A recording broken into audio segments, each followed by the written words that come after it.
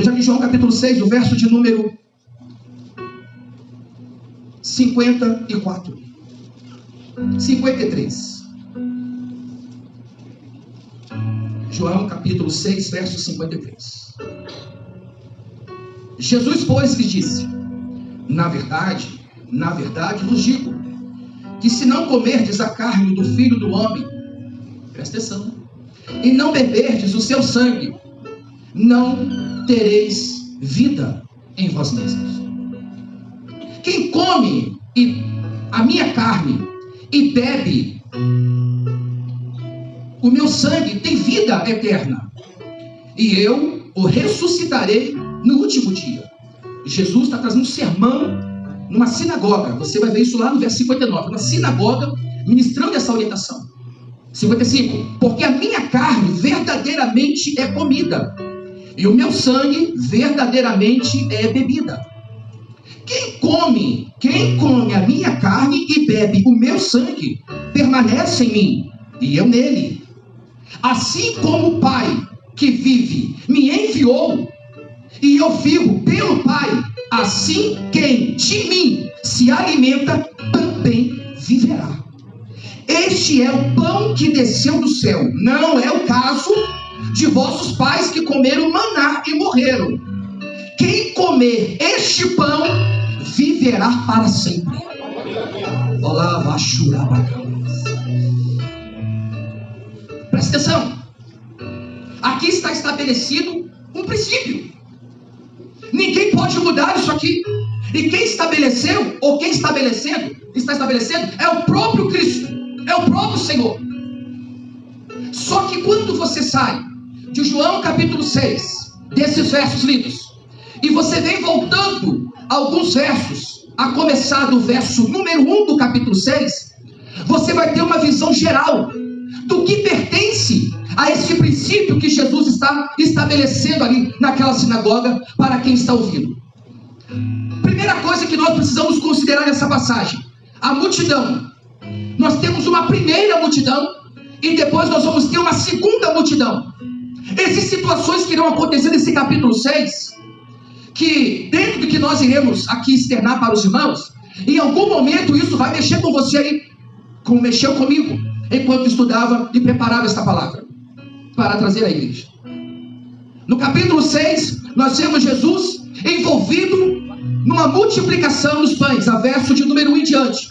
O discípulo traz uma demanda para Jesus, preocupado. Na verdade, o evangelista João, ele não entra nos detalhes, como Mateus, por exemplo, mas João faz algumas abordagens interessantes. Dentre elas, a multidão está alvoroçada, e o discípulo Filipe está preocupado porque entende, libera a multidão, de forma que eles indo encontrem alguma cidade próxima e possam comprar pão e prover do alimento, porque já está tarde. Consideração desse discípulo, já está tarde, e eles precisam se alimentar. E o pensamento aqui hoje tem a ver com alimento, irmãos. Você precisa permitir que esta palavra te alcance aí. Você precisa ter uma vida aonde você discipline a sua vida nessa dependência para com Deus. Eu preciso estar rotineiramente buscando ao Senhor, me alimentando do Senhor. Irmãos, eu tenho dificuldade de entender algumas pessoas que passam dias, passam semanas, alguns abrem Bíblia na igreja quando vem para o culto. As pessoas não têm um hábito, irmãos, de fazer devocional com Deus, de separar momentos com Deus, de se alimentar da palavra, de permitir que as lágrimas desçam e começam, pingar sobre as páginas da Bíblia, enquanto você está sendo arrebatado pelo texto, envolvido pela passagem bíblica. E o resultado disso são crentes, irmãos, inconstantes. São crentes que não têm firmeza. São crentes que ora você pode contar e ora pode não contar. Irmãos, é Santa Ceia, tá? O pau quebra hoje, tá? Você pode contar com o sujeito e ora você não pode contar com ele, porque você não sabe. Hoje você tem que ser um CSI. Você tem que investigar o camarada, se é o dia dele, se ele está bem, se ele está disponível, se ele pode, se ela pode. Parece que é uma obrigação, irmãos. Parece que nós somos obrigados a fazer o que nós estamos fazendo. Parece que eu sou insubstituível. Parece que Deus não tem uma outra pessoa para colocar no meu lugar, e tem. Ei, Deus levanta até aqui. Não precisa nem trazer, não. E aí eu começo a tratar como se eu estivesse prestando um favor ao reino. Como se Deus precisasse do meu trabalho. Como se Deus precisasse do meu talento, dos meus dotes, do meu saber. E não. Para quem conhece a realidade de rua, como o presbítero Anderson conhece e outros que aqui estão, sabe que lá fora nós temos, e eu estou para visitar um pastor lá numa casa de recuperação, numa clínica de tratamento de pessoas dependentes químicos, uma clínica por nome de Fênix, no Contorno, um pastor que eu o conheço de outras épocas e hoje ele está lá internado, buscando um tratamento. E eu conheço a trajetória desse homem, irmãos, o quanto esse homem se comprometeu com a obra. Mas em algum momento ele começou, aqui eu dou detalhes do texto, ele começou a tratar isso aqui, ó, como se fosse uma rotina, como se fosse idas e vindas para a igreja. Ele passou a tratar isso aqui como se fosse o dia do culto, sem nenhum comprometimento de alma, de entrega. Ele passou a ter a Bíblia como um qualquer outro livro na sua estante. Ele deixou de ter aquela vida de comunhão, de busca a Deus. Alguém disse sobre ele que, em resposta a um obreiro da casa, ele disse bem assim: não é bem assim, nós não precisamos orar tanto assim. Resultado, ele está na condição que está hoje. Mas ele não é diferente de ninguém, irmãos, que começa a relaxar, deixar de lado, tratar a coisa como sabe, normal, vai empurrando um dia após o outro. Mas eu preciso ministrar esta palavra aqui e dizer: você precisa se alimentar de Jesus. A multidão está alvoroçada e os discípulos trazem um problema. No alvoroço dos discípulos, Jesus libera uma palavra. Segura, porque tem uma chave aqui. No alvoroço dos discípulos e da multidão querendo alimento, Jesus libera uma palavra. E a palavra é: organiza eles aí. Ó. Organiza a multidão.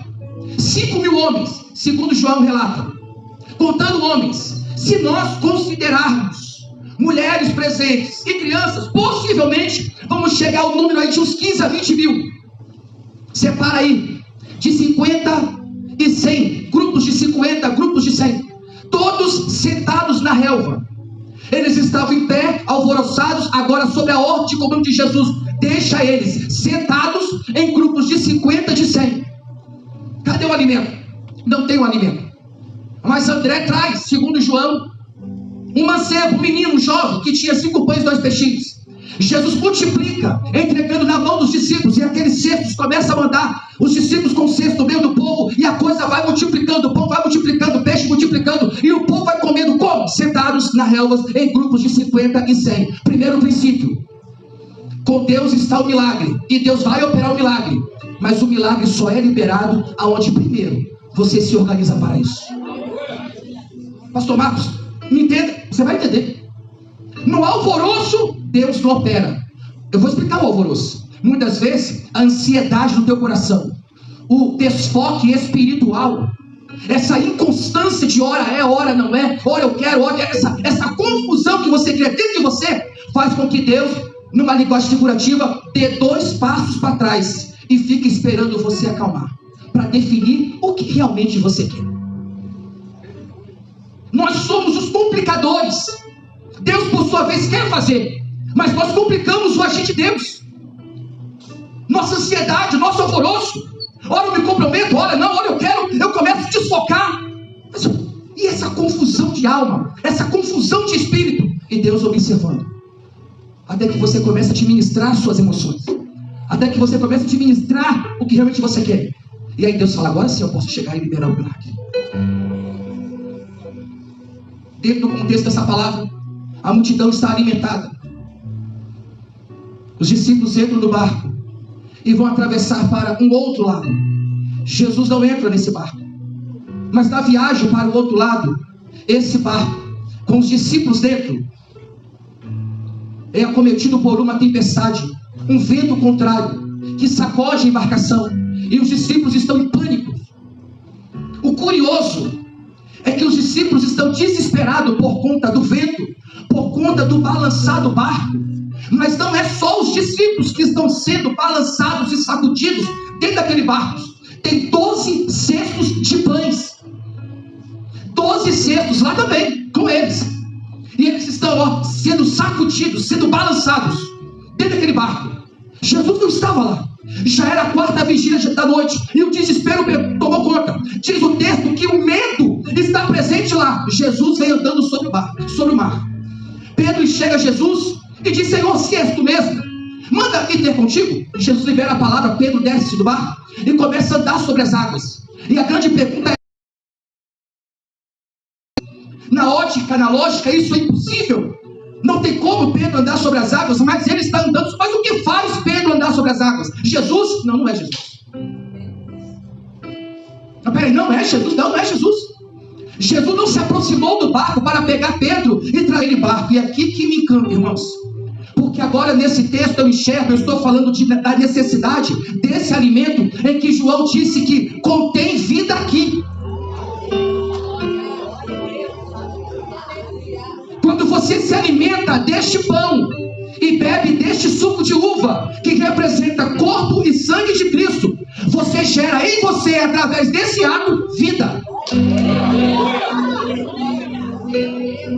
Talvez nós estamos diante de um porquê. Algumas pessoas parece que estão, mas não estão vivos. Parece que nós estamos então te dar resposta. Por que a minha vida espiritual está meio assim? Ei,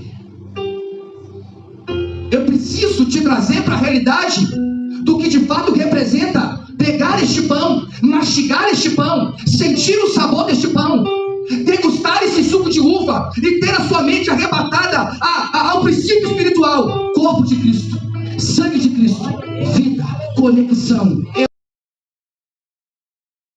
Eu nele e ele em mim, eu sou forte, eu sou firme. Entende que isso não tem a ver com religião, não tem a ver com ADNV, não tem a ver com estar no hall de membros da igreja, não tem a ver com o valor do seu dízimo, não tem a ver com o valor da sua oferta, não tem a ver com o seu título, tem a ver com a sua vida nele. Tem a ver e não tem a ver com esse momento tão somente, porque esse momento te projeta a um futuro, a uma vida vindoura, e segundo João, ele denomina de vida eterna. Então Pedro, ele vai andando sobre as águas. Mas baseado em que Pedro está fazendo isso? Em uma crença. Eu tenho 2 tipos de igreja aqui. A igreja que fica no barco e a igreja que é representada por Pedro no ato que Pedro toma. A igreja do barco é a igreja que nós não temos como mudar ela. É uma realidade. Nós convivemos com essa igreja. É a igreja que está envolvida com o natural. É uma igreja que vive os terrores e os temores do mundo. É a igreja que, apesar de ter e ser chamada para viver o espiritual, ela vive considerando mais o natural do que o sobrenatural. É uma igreja que deveria estar invocando o nome de Deus para a situação, mas no entanto ela está preocupada com o barco que balança e com o vento contrário que sopra. Tem pessoas que até consideram que o mundo tem os seus elementos espirituais, que Deus é poderoso, mas na hora de viver isso é envolvido pelo natural. E aí, diácono, o pão é pão. E aí, diácono, o suco de uva é suco de uva. Mas por que isso, pastor Marcos? Porque essa pessoa tem uma dificuldade de olhar para esses elementos e de entender. Isso representa corpo e sangue de Cristo. Vou melhorar. Isso representa a minha vida conectada nele. Isso representa o meu fortalecimento espiritual nele. Pedro então começa a afundar. As águas começam a trazer Pedro para baixo. Ele começa a ser submergido pelas águas. E eu pergunto, à distância, o que está acontecendo, Pedro? O que está acontecendo com você, Pedro? Por que isso está acontecendo? Você está vendo tão bem, Pedro. única resposta que eu tenho de Pedro, conjecturando, a única fala que vai ser verbalizada de Pedro é: eu deixei de olhar para Jesus. Irmãos, isso aqui é Santa Ceia, é doutrina, tá? Você segura aí. Presta atenção. Para que e para o que você anda olhando? Vou melhorar. Vou ser fiel ao texto. Diz a Bíblia, não aqui em João, mas lá em Mateus 14, que Pedro, andando sobre as águas, diz o texto, que ele começou a afundar. Não é porque ele viu, é porque ele sentiu o vento. E isso, presbítero Josimar, mexe comigo. Sabe por quê? Porque o vento que Pedro está sentindo agora fora do barco é o mesmo vento que hora antes ele sentia dentro do barco. Não é um outro vento. O que mudou, o que mudou agora é que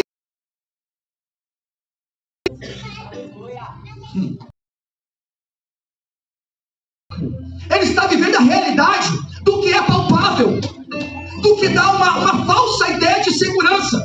Mas agora Pedro não está nesse barco, na falsa ideia de segurança. Pedro, ele tem um passo em direção ao ambiente espiritual de Deus. Segura, quem vai na direção de Deus começa a andar em outros níveis.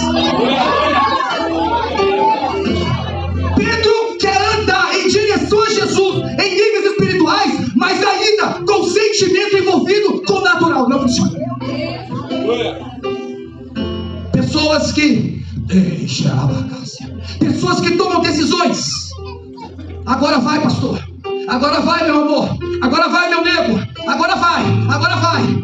E se lançam tomando decisões. Vou fazer propósito. Vou para os montes. Vou entrar no jejum. Eu vou levar meu ministério a sério. Eu vou consagrar ao Senhor. Eu vou focar em Deus. É isso aí. Mas considera, o vento é o mesmo. Tem um princípio aqui, irmãos. O fato de eu ter uma mudança de comportamento, o fato de eu escolher um outro posicionamento a estar, não muda a realidade do que eu estou vivendo. E esse é o entendimento que muitos pecam, porque alguém pensa que tem mágica nisso. Eu vou fazer isso e aquilo deixa de existir. Engano, não deixa. Eu vou fazer isso e o problema acaba. Não acaba. Eu vou fazer isso e a coisa não vai, irmãos. Você vai ter que lidar ainda com realidades que outrora você lidava. Você vai ter que em algum momento sentir como Pedro sentiu aquilo que outrora você sentia, os terrores, o medo, a insegurança. Mas o que comprometeu a Pedro? Só tem uma palavra: o foco. Segura aí. Pedro comprometeu o seu foco. Pode ser que Deus tenha me colocado neste altar aqui para chamar a atenção de alguém através desse texto bíblico. Você precisa corrigir o seu foco.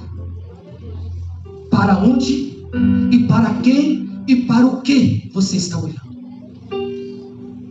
Porque dependendo da direção para onde você inclina a tua cabeça e direciona o teu olhar, aquele vento que já era uma realidade desde quando você começou a dar os primeiros passos no ambiente espiritual de comunhão com Deus, antes focado, agora você passa a considerar esse vento, você passa a sentir esse vento. Então aquele medo que era uma realidade outrora dentro do barco, ele te aproxima e te pega lá no meio do mar.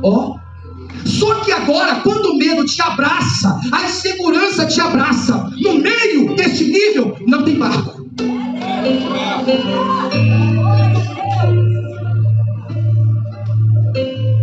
Você está sem madeira, você está sem chão, você não tem aonde se segurar. E aí uma voz vem em sua direção da parte de Deus, e aí a palavra não é o que você está sentindo. A palavra não é por que palavra é homem de pouca fé.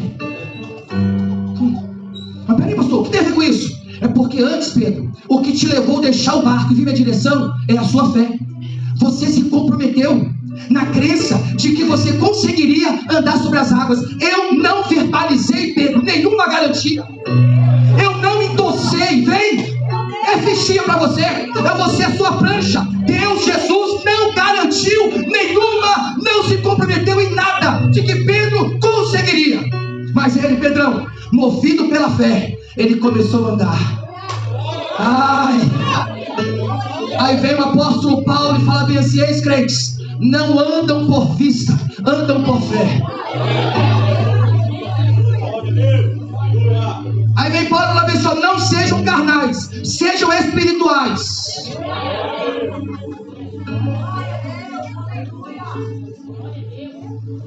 Jesus na sinagoga, ele está diante de uma outra multidão. Aquela multidão ficou na margem do outro lado, satisfeita com o alimento, abastecido com a providência do capítulo 6, os versos iniciais. Mas agora, na altura dos versos 53, 51, 50 e diante, já é uma outra multidão. A multidão que o aguardava do outro lado. E essa multidão fora na beira da praia, e até viu alguns barquinhos, mas não viu barcos dos discípulos, não viu o possível barco de ocupação de Jesus, e ficou procurando Jesus, até que o achou.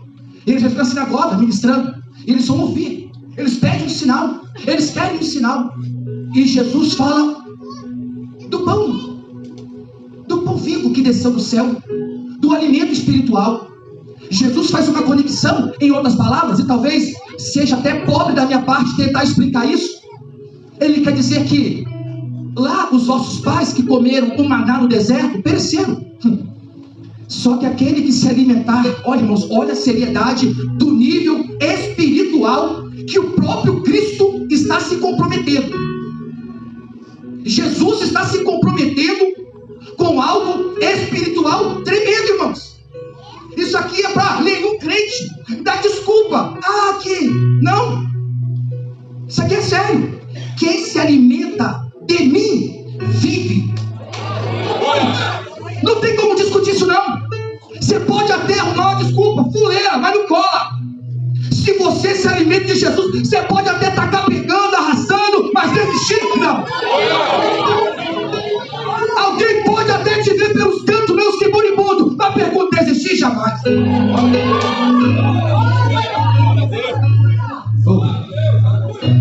Não sei se acontece isso com vocês às vezes. Eu estou em visita e o pastor toma café com força.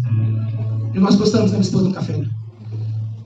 E quando às vezes você vai saborear um alimento, um bolo, um café, e a sua mente se reporta no bolo da vovó, né?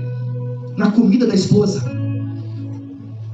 naquele café de fulano, sua mente viaja nisso. Nós temos esse relacionamento emocional com essas coisas. Há uma conexão, e a gente se reporta a essas lembranças. Aí Jesus, no capítulo de número 6 de João, ele fala assim: eu sou o pão vivo que desceu do céu. Aquele que se alimenta de mim viverá. Jesus está falando isso, sim, segundo o que você lê no texto, para uma multidão que está ouvindo.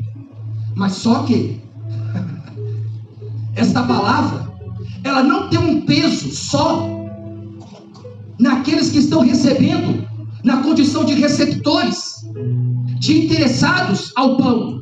Esta palavra está tendo um peso, irmãos, isso aqui é sério. Esta palavra sendo verbalizada por Jesus, o Cristo, o Salvador, o Emanuel, o Deus conosco. Ele está liberando uma palavra que vai ter um peso perpétuo no mundo espiritual. Meu Deus do céu. Todas as vezes que chega esse dia, esta ocasião, segura, me permite, Espírito Santo, o mundo espiritual se movimenta. Há uma movimentação no mundo espiritual, porque em algum momento o Deus Emanuel desceu na terra e estabeleceu um princípio, e o princípio é: se vocês comerem, se vocês beberem,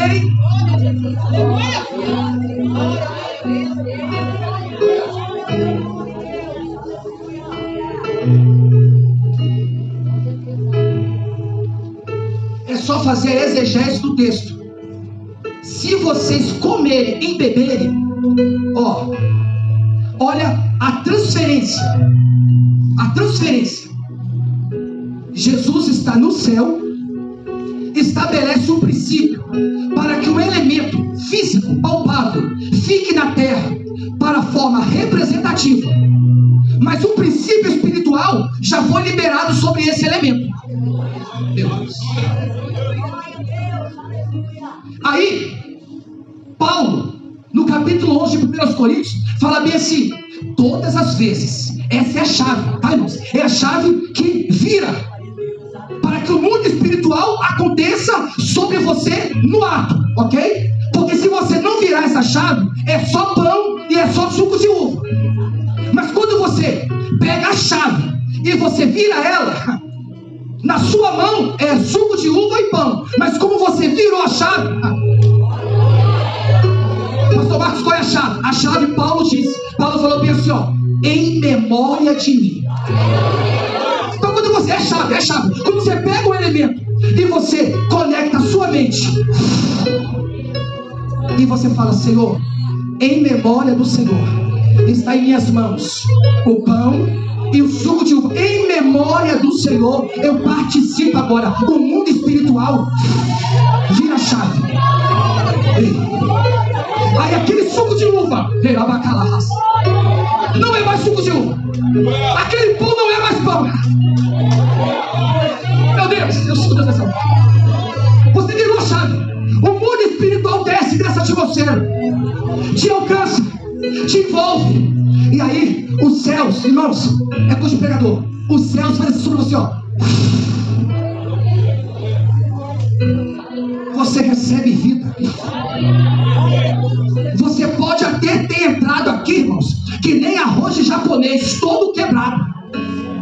Você pode ter entrado aqui hoje pior do que ontem, mas quando você vira a chave,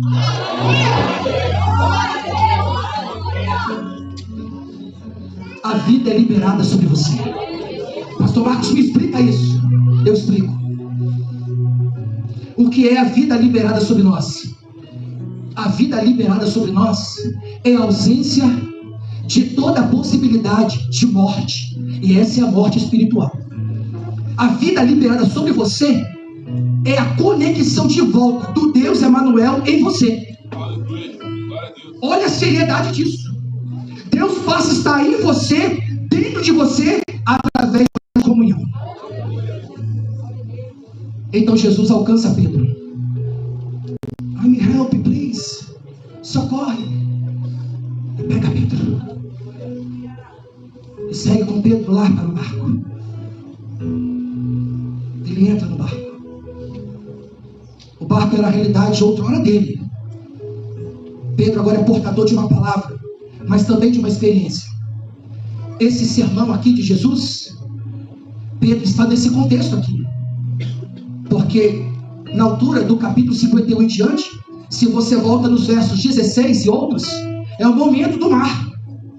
Então Pedro está ouvindo Jesus agora e considerando o que ora tinha acontecido com ele. Ele está considerando isso. Mas só que o Pedro, que está agora recebendo essa palavra, ele, peraí, então o segredo é esse? É me alimentar do pão? O segredo é esse? É eu me alimentar de Jesus? Então o segredo é esse? É eu ter essa vida de relacionamento com ele? É só isso? É só isso.